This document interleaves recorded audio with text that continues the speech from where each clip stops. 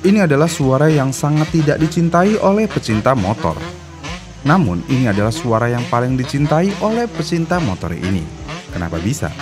Apakah ada yang aneh dari kuping dan otak mereka? Bukan nih.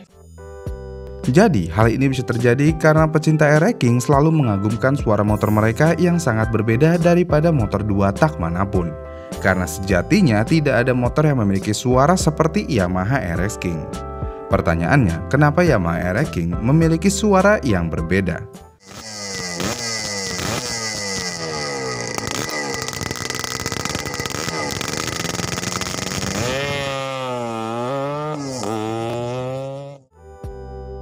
Yamaha RX King adalah salah satu motor legendaris di Indonesia yang terkenal dengan suara knalpotnya yang khas. Dan suara motor ini memiliki ciri yang sangat berbeda dari motor dua tak lainnya.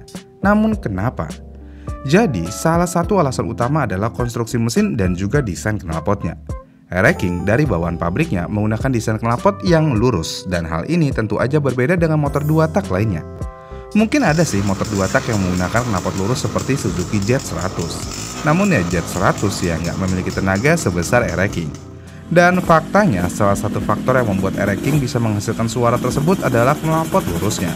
Namun ada banyak elemen lain yang bisa mempengaruhi suara khas ini. Misalnya prinsip dasar mesin dua tak itu sendiri. Untuk memahami mengapa RX King memiliki suara yang berbeda, penting untuk mengetahui prinsip dasar mesin dua tak terlebih dahulu. Jadi, mesin dua tak berbeda dengan mesin 4 tak yang membutuhkan 4 langkah dalam satu siklus kerja: hisap, kompresi, pembakaran, dan buang. Mesin dua tak hanya memiliki 2 langkah utama, yaitu langkah kompresi, pembakaran, dan langkah pembuangan. Ini berarti mesin dua tak menghasilkan tenaga lebih besar dalam waktu yang lebih singkat, dan setiap gerakan piston akan menghasilkan pembakaran dan ledakan yang lebih sering. Dan karena proses pembakarannya terjadi lebih cepat, suara yang dihasilkan dari pembakaran di mesin dua tak menjadi lebih kencang dan berisik. Bahkan frekuensi letupan ini juga lebih tinggi dibandingkan dengan mesin 4 tak yang membuat suaranya lebih kasar. Memang hal ini berlaku untuk semua mesin dua tak, namun RX King memiliki sedikit tambahan pada desainnya yang membuat suaranya semakin unik. Kemudian seperti yang sudah dibahas sebelumnya, peran knalpot lurus sangat berpengaruh di motor RX King.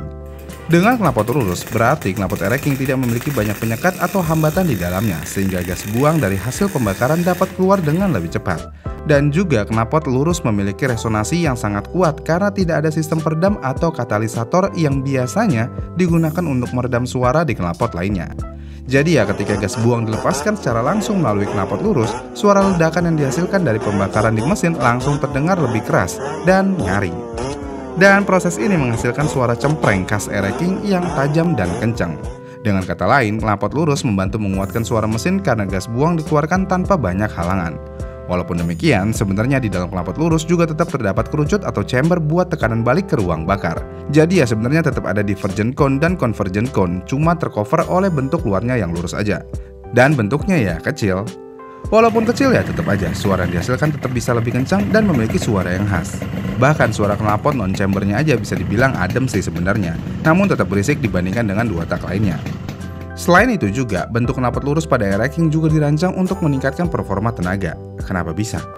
Jadi, karena gas buang yang keluar lebih cepat, aliran udara di dalam mesin menjadi lebih lancar, yang memungkinkan mesin menghasilkan tenaga lebih besar pada putaran tinggi. Namun, konsekuensi dari desain ini adalah suara yang dihasilkan menjadi lebih berisik dibandingkan dengan knalpot yang didesain dengan peredam. Kemudian untuk mendukung suara knalpot RX King semakin berisik, desain mesin dan karburator RX King yang spesifik juga berkontribusi. Jadi nggak hanya knalpot, desain mesin RX King juga berkontribusi pada suara uniknya. RX King memiliki sistem pembakaran dan desain silinder yang mendukung pembakaran cepat dan lebih kuat, yang mana desain ini dapat menghasilkan ledakan yang cukup keras. Mesin RX King memiliki silinder yang didesain untuk aliran udara yang lebih optimal, sehingga tenaga yang dihasilkan juga besar dalam waktu singkat. Ditambah, RX King dalam bawaan pabriknya aja juga sudah menggunakan karburator berukuran besar untuk mendukung suplai bahan bakar yang lebih cepat dan banyak. Karburator ini bekerja untuk memberikan campuran udara bahan bakar yang lebih kaya, yang pada akhirnya memberikan ledakan lebih kuat saat pembakaran. Dengan kombinasi antara ledakan besar ini dan knalpot lurus yang minim peredam, membuat suara RX King menjadi sangat khas dan terdengar lebih kuat daripada motor dua tak lainnya. Itulah alasannya kenapa knalpot RX King berbeda daripada motor lainnya. Bahkan kalau kita ngomongin chamber nih, suara knalpot RX King chamber enggak karuan suaranya. Bahkan cara bobok knalpotnya aja ada caranya dan bisa menghasilkan suara yang khas. Beda tukang bobok, beda suaranya. Kasarnya ya sama-sama makin berisik sih. Namun kenapa semakin berisik? Tentu aja isian knalpot originalnya hampir semua dibuang atau dilepas. Kemudian biasanya sama tukang knalpot dibikin ulang kerucut dengan diameter yang beragam, ada yang 20 cm dan lainnya. Selain itu, ujung saringan biasanya juga disambung dengan pipa yang berdiameter 3-4 cm. Dan jangan lupa diteruskan dengan pipa bolong-bolong seperti pipa silinser racing sampai ke ujung knalpotnya. Buat yang nggak punya kuping dan pikiran, sampai proses ini sudah selesai. Namun yang masih memiliki kuping dan pikiran, biasanya mereka akan memasangkan glass wall untuk meredam suaranya. Walaupun memang suaranya masih berisik banget. Namun kenapa harus dibobok? Jadi selain untuk menghasilkan suara yang paling tidak manusiawi di bumi ini, guna dibobok tentu aja untuk meningkatkan performa. Jika menggunakan knalpot bobokan, otomatis knalpot menjadi lebih plong dan tarikan menjadi lebih menjambak. Dan chamber atau bobok knalpot Air-Racking adalah cara termurah untuk menaikkan performance. Tapi ya gitu, ini buat kesenangan pribadi, tapi tidak untuk orang lain, karena orang lain yang menderita mendengar suara knalpot begitu. Tapi ada satu hal yang bisa pengguna Air-Racking lakukan.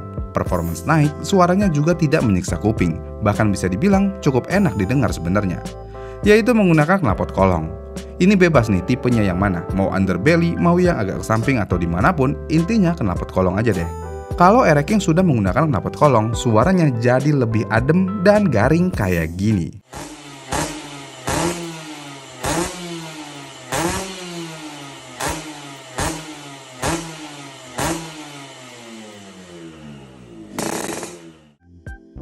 Kenapa bisa suara knalpot kolong lebih manusiawi bahkan terdengar lebih nikmat? Jadi, knalpot kolong memiliki desain khusus dengan ruang atau chamber yang dirancang untuk menghasilkan resonasi yang berbeda dari knalpot standar atau knalpot bobok. Dan ruang resonasi di knalpot kolong diatur dengan lebih tepat, sehingga gelombang suara yang dihasilkan dari pembakaran di mesin lebih terkontrol. Selain itu juga, knalpot kolong cenderung memiliki lekukan di bagian bawah motor, sehingga gas buang harus melalui jalur yang lebih panjang dan mengalami beberapa proses penyekatan. Dan karena adanya ruang dan jalur yang lebih panjang ini, suara ledakan dari proses pembakaran menjadi lebih teredam, sehingga menghasilkan suara yang lebih halus atau adem. Namun dari hal performa bagaimana? Lebih baik kolong atau bobokan? Jadi dalam hal performa, knalpot kolong biasanya dirancang khusus untuk meningkatkan tenaga di putaran atas, sehingga cocok bagi pengendara yang menginginkan tenaga ekstra saat mencapai kecepatan tinggi. Knalpot kolong bekerja dengan prinsip memperhalus aliran gas buang dan menciptakan resonasi yang mendukung pembakaran optimal pada putaran tinggi, sehingga meningkatkan tenaga secara keseluruhan di putaran atas. Di sisi lain, knalpot bobok memberikan akselerasi yang lebih cepat di putaran rendah hingga menengah. Dengan mengurangi sekat atau peredam di dalamnya, aliran gas buang menjadi lebih bebas pada RPM rendah hingga menengah, dan tentunya dapat memberikan peningkatan respon yang terasa lebih spontan. Namun, knalpot bobok biasanya kurang optimal pada putaran tinggi karena tidak memiliki resonasi yang tepat untuk meningkatkan tenaga pada RPM tinggi seperti knalpot kolong. Makanya kalau knalpot motor balap Air-Racking biasanya akan menggunakan tipe knalpot kolong. Tapi kalau Air-Racking yang digunakan untuk digunakan di dalam tong setan atau roda gila, biasanya akan menggunakan knalpot bobok. Atau bahkan saya pernah ketemu yang nggak pakai knalpot. Kebayang nggak nonton tong setan atau roda gila motornya Air-Racking tanpa knalpot? Suaranya bikin kuping mau meledak. Dan itu adalah penyesalan saya seumur hidup. Kenapa harus nonton gituan? Tadi malam aku beneran ketiduran. Kamu mikirnya kemana-mana sih sama kayak nonton video ini? Air-Racking akan selalu spesial di mata pecintanya, dan Air-Racking akan selalu dibenci di mata pembencinya. Tapi faktanya, banyak orang yang membenci Air-Racking yang menggunakan knalpot bobokan dan orangnya yang suka ngeblayer. Bahkan di beberapa acara jambore Air-Racking tidak diperbolehkan ngeblayer. Namun tetap aja, ada aja jamet yang demen ngeblayer. Tapi untungnya panitia Air-Racking kebanyakan SDM tinggi dan menyadari hal tersebut, yang mana biasanya panitianya akan langsung menegur ke jamet tersebut. Dengan cara ya kadang ambil kunci, kadang digeplak dikit, ya kadang digituin dah.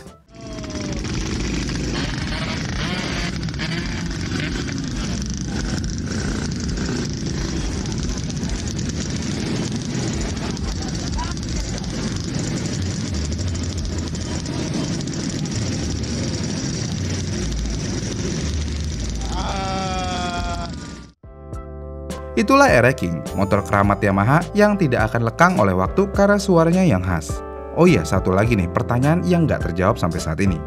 Dulu ketika teman main motor Air-Racking, ketika dia ganti knalpot kolong, kenapa gasnya jadi sering nyangkut? Apakah hal tersebut wajar atau enggak? Komen di kolom komentar di bawah ya, dan sampai jumpa di video selanjutnya.